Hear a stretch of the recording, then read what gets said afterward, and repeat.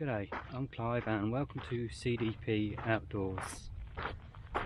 In my last video I brought out the Goshawk hammock and made it all the way to the shelter I was heading for, and I realised I hadn't bought any whoppie slings for the hammock, and the straps I bought didn't have the adjustable buckles on, so I wasn't able to put the hammock up. But I did get to put up the hoochie, your basher, your tarp, and that worked really well. So I've made sure on this journey I've got both, nearly went over, the straps with the buckles on so it can be adjusted, so I won't need to use the whoppie slings. But I've also brought out a set of whoppie slings with me, and they're going to be staying in my pack. I think what it is I've got a couple of different packs I use, and I've been mixing and matching, and I made the mistake of not reorganising my packs when I got back, so that's another reason to carry your pack with you on a few short journeys before you actually go out on an overnighter or multi-day, just so you can learn what you're actually going to need and make sure you got everything in your pack and not make the same mistake as I did. But I've set off a little bit later this week. Last week I set off early in the morning when it was a bit cooler, but they had actually forecast temperatures up in the mid-30s. I can't remember if it was 35 or 37 degrees centigrade, so that's the 90s in Fahrenheit, I believe.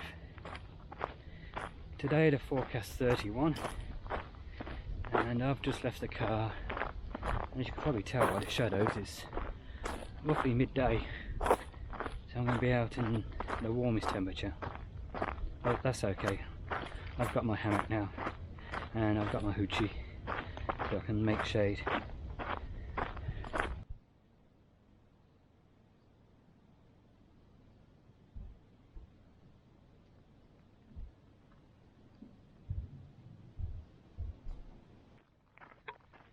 I did invest in today is another knife from Moore knife,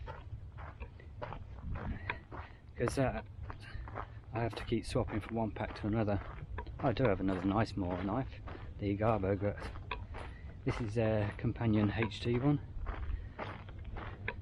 so I've now got two of those, one in this pack and one in my day pack, or on my day pack, because I've got a pouch on both packs where I can put my knife in when I'm transporting my pack from home into the bush, and carry it so it's not in my way on my belt, on my waist belt, while I'm walking and don't need to use it. And if I did need to use it, it's just as simple just to take my pack off and just get it out of the pouch I've got on the back.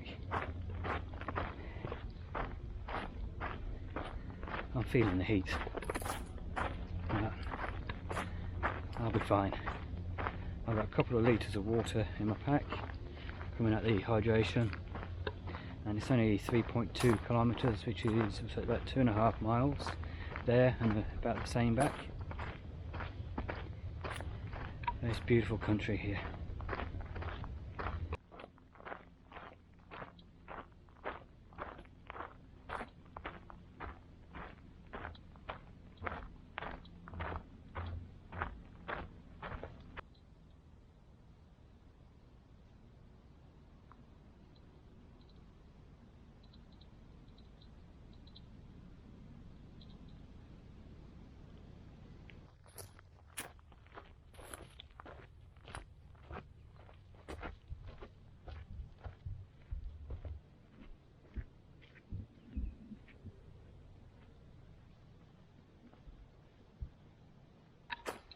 Some of you may be wondering why I've come out in the middle of the day, especially when it's the warmest part of the day here in Australia.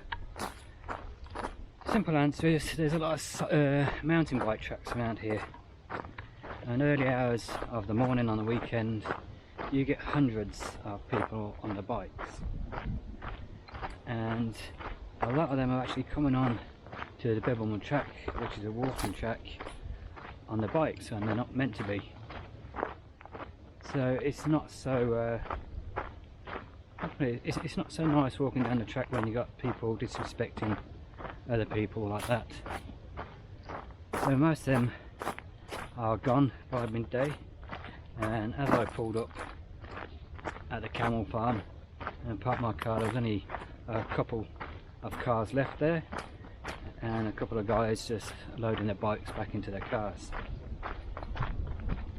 So on a weekend, if you're going to do this section from the camel farm to Hewitt's Hill Shelter, do it midday or later, when there's a lot less people out in the bush than on the bikes. It's a shame, because you don't mind sharing the bush with people. It's just the odd one or two that totally disrespect and think they're above what's right, and they come before everyone else, so they just go racing around, destroying the tracks on the bikes, and just total disrespect. So if you are one of these people and you are subscribing, you don't like what I'm saying, bye, I don't mind. I respect you guys and your cycle tracks, I stay out your way, and it's just polite for people on the bikes to do the same for walkers. We're all here to share Mother Nature and the beauty of it, and we all want to be able to come out and enjoy our time out here. So if you haven't thought about it, the Bibbulmun track, no wheels allowed on here at all. No push bikes, mountain bikes, not even kids pushing their dollies in their little dolly trams or prams.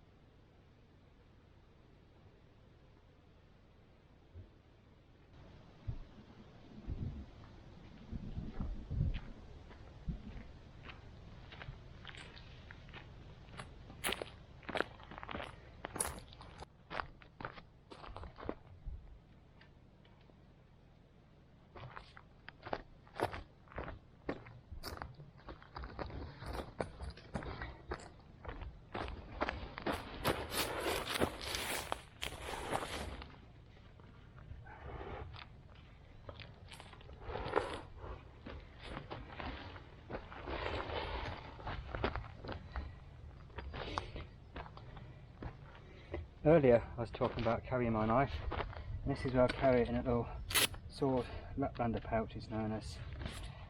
So I've got easy access to it when I get to the shelter, and it's nice and safe, and I'm not going to lose it on the way, and it's not getting in my way.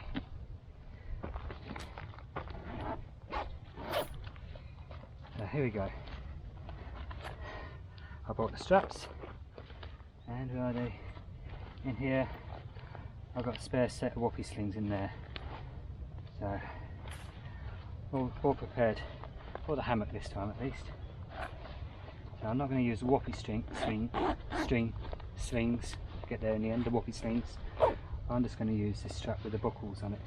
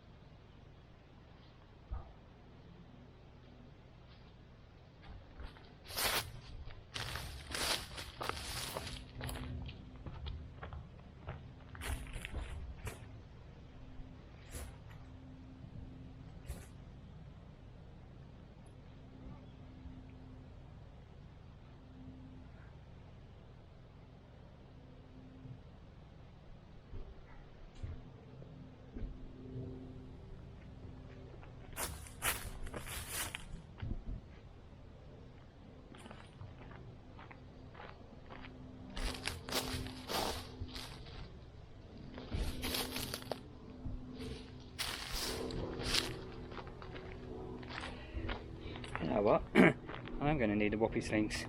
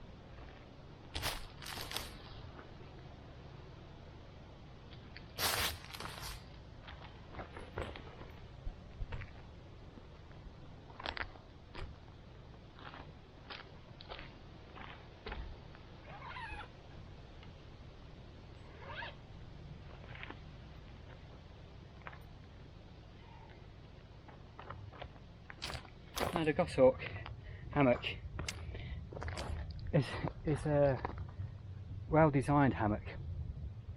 You've got a gathered end either end, and it's got a continuous loop which you just hook your whoppie slings onto, or if the trees are closer or you've got longer straps, you can fit your buckles from the straps onto to adjust. And as you saw, it took minutes to get it that far, and the only thing left to do now is to take out the side pulls, which I've already pre-looped, and that's elastic cord, so I'll just grab a couple of pegs and I'll do that.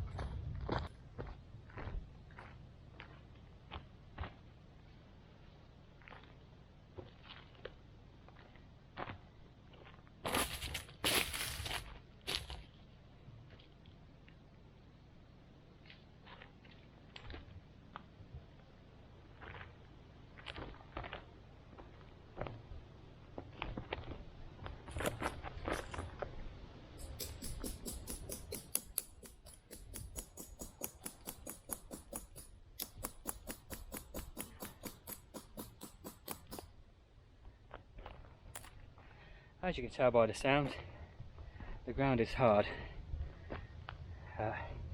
I'm carrying a little utility tool with a hammer on it, which makes it a little bit easier. The Goshawk hammock is made by a company called Tier Gear, and they're an Australian company based in Tasmania. And the quality of their workmanship is one of the best I've actually seen. To give you a quick look over, I'll do a proper review in another video. But we've got some D-rings here going to the elasticated shock cord, which I've pegged down to the ground there, and it comes back up to the second one on this side. And we've got the same on the opposite side of the hammock. Again, one here, one there, and they both come down to another stake I've put in on the elasticated cord. And the whole idea of these pullouts is it opens the hammock wide for you, so it's a lot easier for you to get in and out, and it pulls the material away from your face and your side. And it comes with some no-seal mesh. We've got the YKK zippers on it,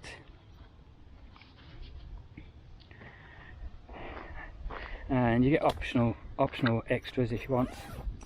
I went with having a ridgeline organizer. You've got your ridgeline in it, which holds your hammock at the right length, the optimal comfort length. Okay, there's the hoochie put on. Now, looking at it from this side, it looks like it's going to work, but if we move around the other side, you'll see that it's not covering the whole hammock. So let's go and show you. All looks good until you see that part. So I suppose if it's just for shade, I think once we get in there, that will come down, and it'll probably sit just, you say it's just level? Yeah, I'd say that'd probably be just level with the edge of the hoochie. So I'll get in and have a look. If this doesn't work, I'll have to bring the 3x3, which I don't have in multicam yet, but it's on order.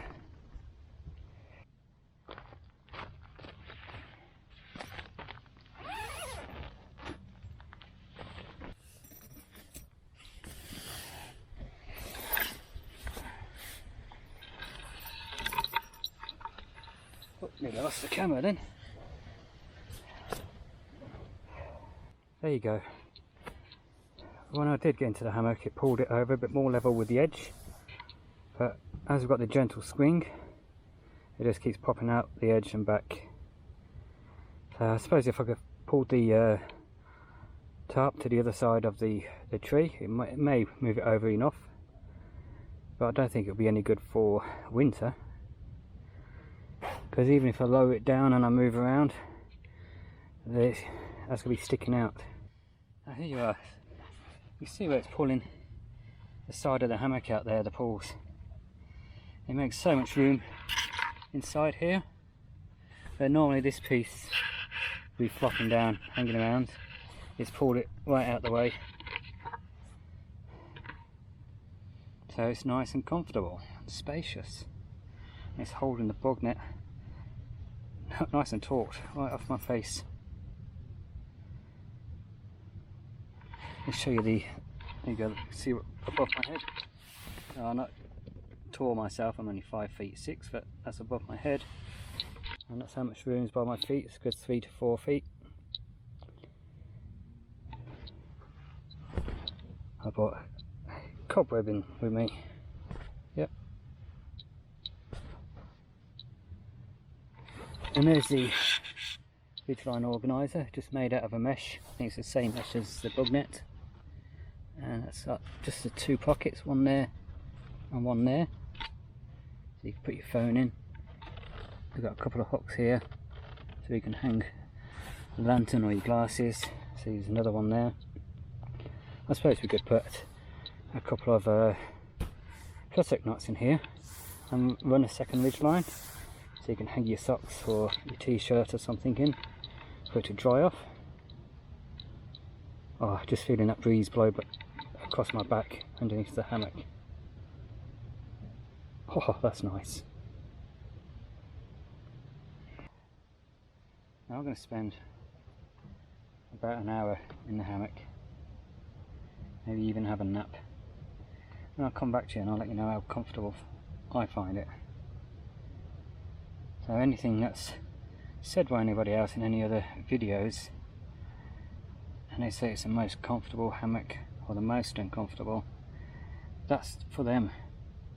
One of my other hammocks, the Tide, a lot of people don't like it because it's only about 9 or 10 feet in length, but I love it for the winter.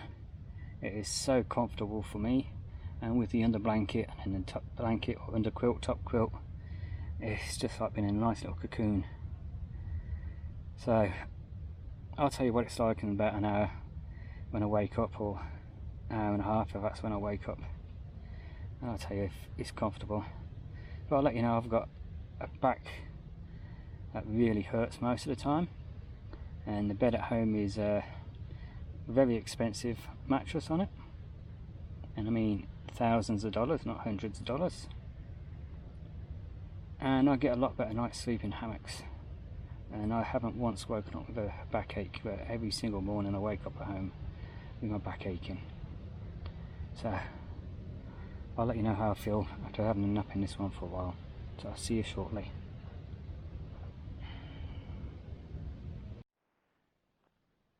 I'm awake. It ended up about an hour and 15 minutes, and the only reason I woke up was some people turned up down at the shelter and just having a laugh and making a noise. So in a way they did me a favour, as I probably slept for another 4 or 5 hours. Now that's the longest I've actually laid in this hammock since I bought it. I've had the odd 10 minutes here, 20 minutes there, just relaxing, didn't actually nod off any time. But this time I really did. I actually got the camera back out and I set it up just over here, and okay, I'll do a shot of getting up and getting out of the hammock. I did the zips back up, let down, and I nodded back off for 5 minutes, so that didn't work. So I just got the camera and I've set it up here. For me, it is a very comfortable hammock that I'll be using my larger tarp. I do have some 3x3s which are a bit bigger than this, and even at the diamond shape I think I may have to bring the tarp about 6 inches closer to allow it to cover the hammock properly. I think this is an 11-foot hammock. It's 3.34 meters I think it says. It's just over 11 feet, yeah, because 3.3, yeah, 3 meters they say is 10 feet, so 3.4 is going to be 11 feet. Still perspiring, but that's with the heat here. But it was nice laying there and feeling the breeze come through the bottom, through the material, and that's already dry. So if it did get wet from perspiration on my back, it's dried up within minutes. With the pull-outs, it makes it a lot nicer inside. Cat's catching the bug net. It makes it a lot nicer inside, a lot wider, more space. and it holds the netting right away from my face or any part of me. So even if the mozzies can get their little bitey bits through there, they're not going to be able to reach me. So that's a good thing about it. Will I be using it? Like I said, not with this, the basher. I'll replace it with my 3x3 and have that a little bit lower down. But yeah, I'll be using this hammock. All my hammocks I've got, they work great in different situations. I've got a couple that really can only be used for 2 or 3 of the weeks a year. The torrid, like I said, that could probably be used for half the year, about 6 months of the year. But then we'll go up to the cedar summit and then these ones. But I think out of the 11-foot ones I've got, this is my favourite one. I do have a Dutch wear one, the chameleon, and I got a double layer one, and for me that was a mistake because most of the time I use that I've got my underquilt, so I didn't really need that second layer. So it just adds extra weight and bulk. Not much weight and it's not much exercise, but it's something I could have got away with. But this, I think this gives me the best of both worlds.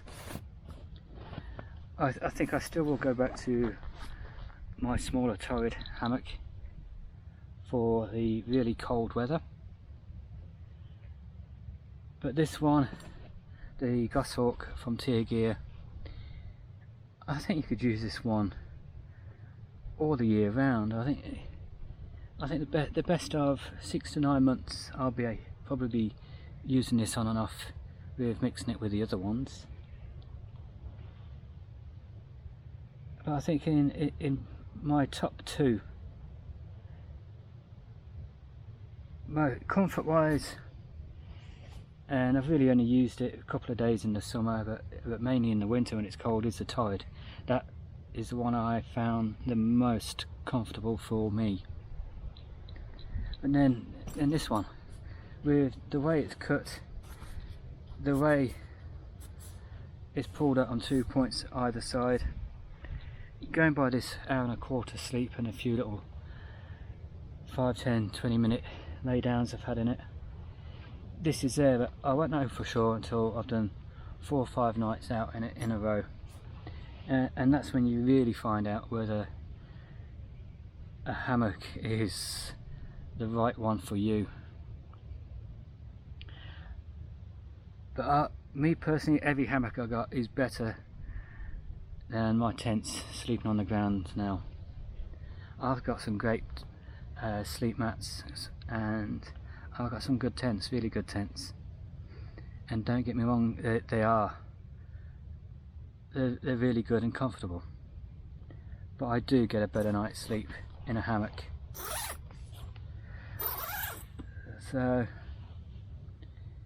yeah, I'll have a couple more plays with this, and then I'll do a proper review and give you a rundown of what the materials are he makes them in. I'll let you know now, he does not make, or they don't make, it's Tier Gear is with my husband and wife, they don't make the hammocks in the multicam anymore. And the reason for that, Simon told me, was he had one fail bad on him, or somebody said it failed. So I think he lost a bit of trust in this material. So the materials he's using now are plain colour fabrics, but they're a lot higher quality material than this. So I was very lucky because I wanted to order a hammock and a couple of meters of the material to make some stuff sacks for my pack, and there was not just to make the hammock and the couple of meters I wanted of material, and that's the last he had on his shelf. So he has none on his shelf to make hammocks with or to sell as a material. I think he got the material from a company in America, so excuse me, if you're in America or anywhere, go on the internet and search for the multicam. But by the feels of it, it feels like about a 70 denier, and it's a ripstop fabric. My little Torrid is the same material, and I've never had any problem with that. So I think maybe the person who's failed on him, maybe he had something in his pocket, or let the dog or the cat in there, or one of the kids with something, and created a hole or a weak spot. But I don't know, I'm just speculating at what may have caused it, because I've never had a hammock fail on me. The only thing I've had that started to go on me is my DD hammocks gear sling, but that's with my buckles are going in there all the time, and I'm putting all sorts in there. My knives I'm dropping there in, fair enough, in their sheaths, but I've dropped my keys in there, so no doubt the point of the key has probably poked through the thread of the material. But up to this point I haven't had any of these hammocks or any of this type of material fail on me. I did the wrong thing. I did get in here with my shoes on, which you shouldn't do, because you carry bits of dirt in here, bits of sand in here, and now wear the material, create weak spots and cause your hammock to fail. So in future I'm going to have to remember to take my shoes off before I just completely fall asleep after reviewing the hammock or ever using it. I think that's what it was. I was concentrating on showing the hammock, telling the story of the hammock. I forgot all about my shoes. So bad me. So I'm going to pack this away. I'm going to go down to the shelter. I'm going to have 5 or 10 minutes there for a couple of cool drinks, water that is, and then I'm going to start walking back to the car. And if I think of anything between now and then, I'll get the camera back out and I'll talk a bit more with you guys. So see you shortly.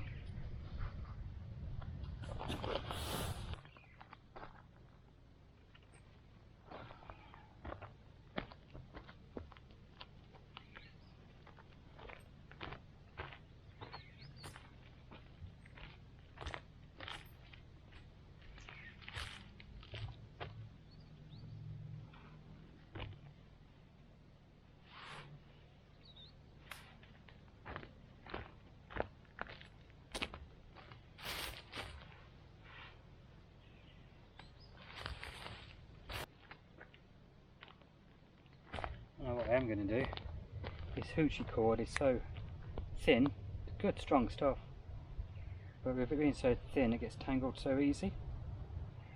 So I'm going to replace this with paracord, which is a bit heavier, but if I get stuck in emergencies with the paracord, I can take the threads out of that and use them just as a backup. So it's going to be a multi-purpose. It's going to be for the tie-up guys and for emergencies too. But if you prefer this stuff, as you can see, it's nice and thin. It's really strong, good quality. But I can't get on with it. So I mean, even with this one that's still wrapped up, it just slips. So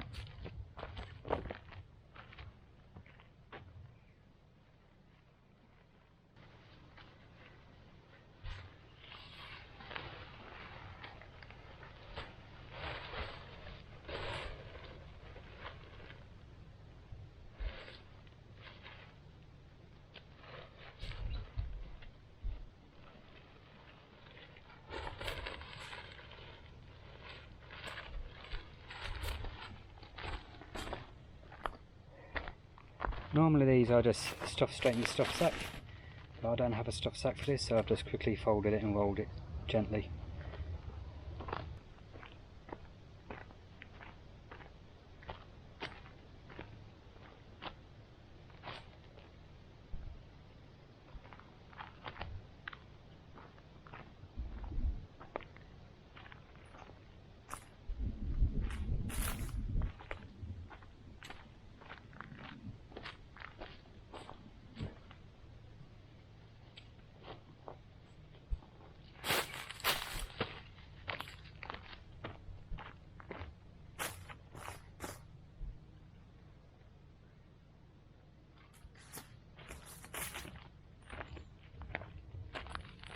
the black on my hands, that's from the trees when the bushfires.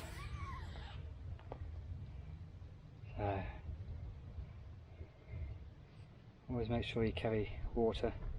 You know exactly where you are, and you've got an escape route to get out. And carry an EPIRB. I use the Spot, which is where I got my trail name from, Spot.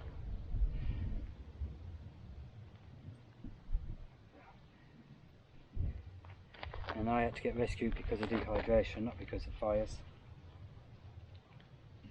But they are very handy to have.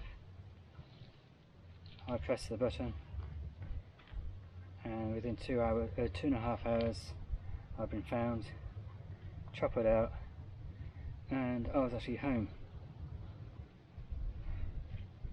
So again, a big shout out to Perth or Jandakot Air Wing. These are the guys that come out in the chopper and land in the middle of nowhere. And when I got picked up, there was actually on a rocky outcrop, and they had nowhere to land properly. So imagine that as a rocky outcrop. It was like that, just balancing. And this is how skillful these guys are, and how much they should be appreciated for what they do. I'll show you this, what I do. Instead of leaving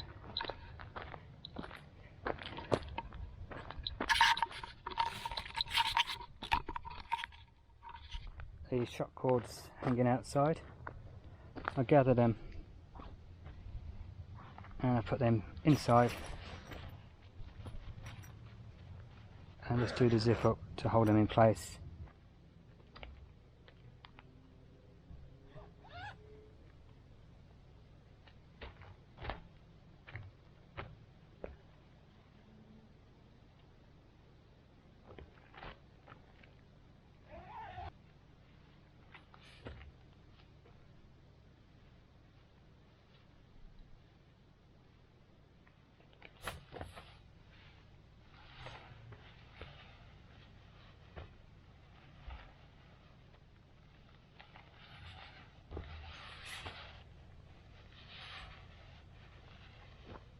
Another advantage of a hammock, if this was bad weather, could have kept the tarp up and packed everything away into the tarp, thrown my raincoat on, and then just taken the tarp down and thrown that on top or at the bottom of my pack and off.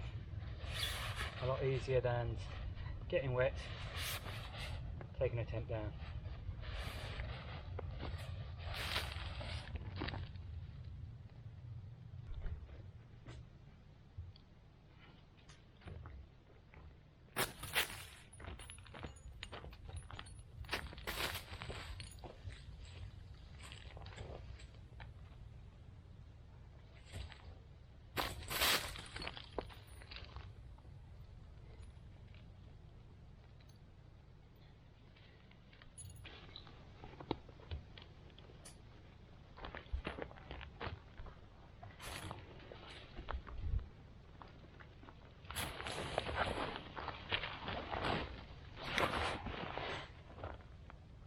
Spider's web.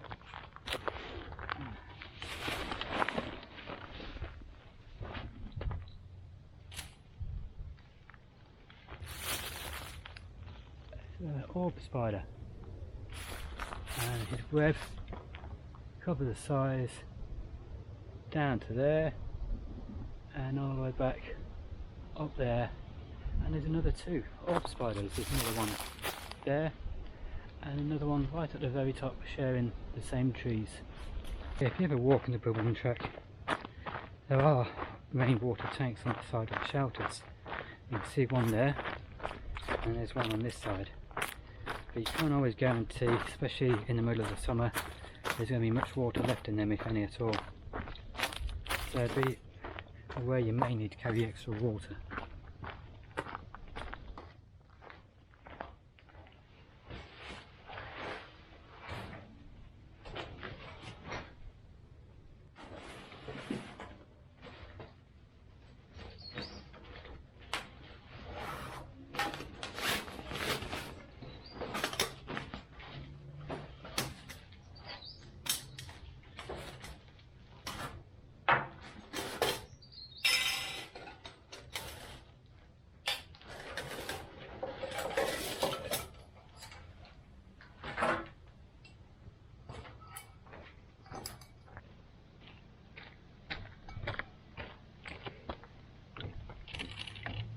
I always give it a quick press, because some of these have been to and the wasps are up there trying to get a drink themselves.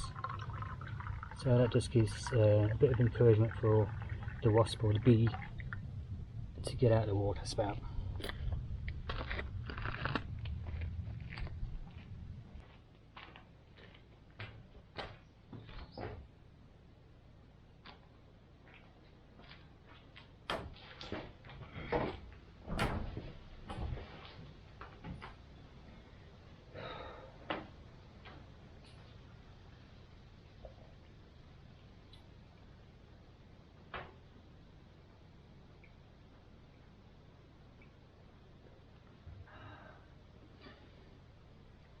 That went down easy.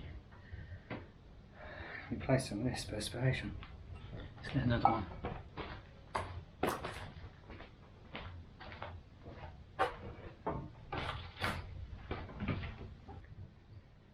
A beautiful view.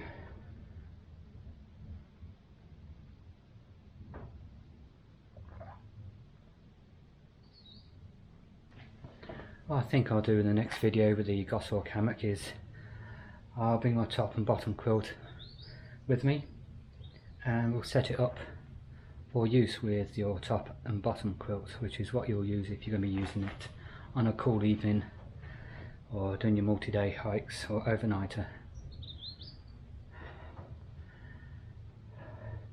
I don't think I'll be using mine for a while because they're rated to 20 degrees Fahrenheit, which is around the -7.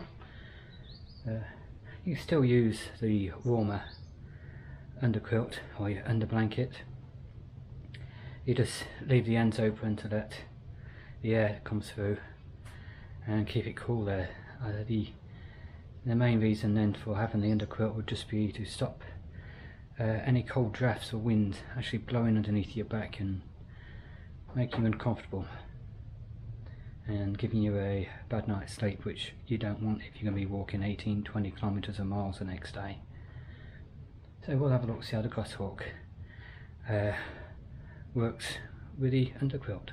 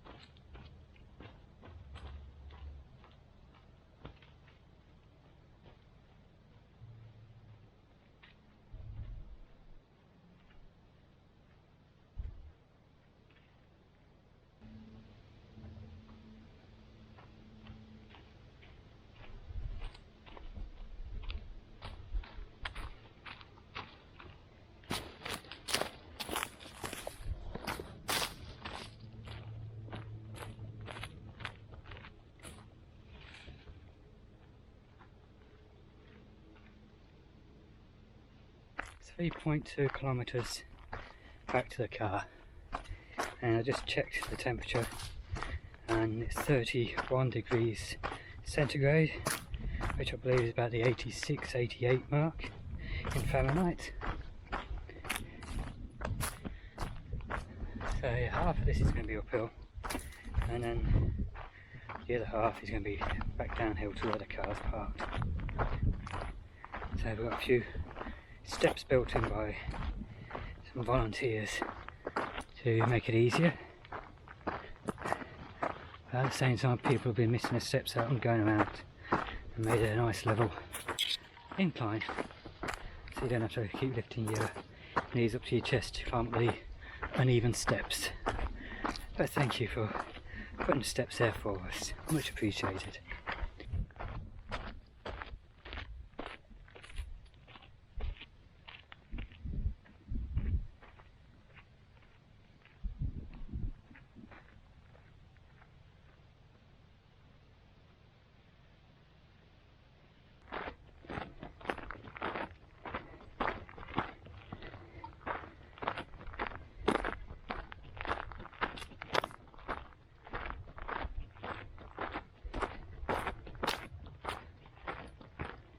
Okay, about half a kilometre away from the car now.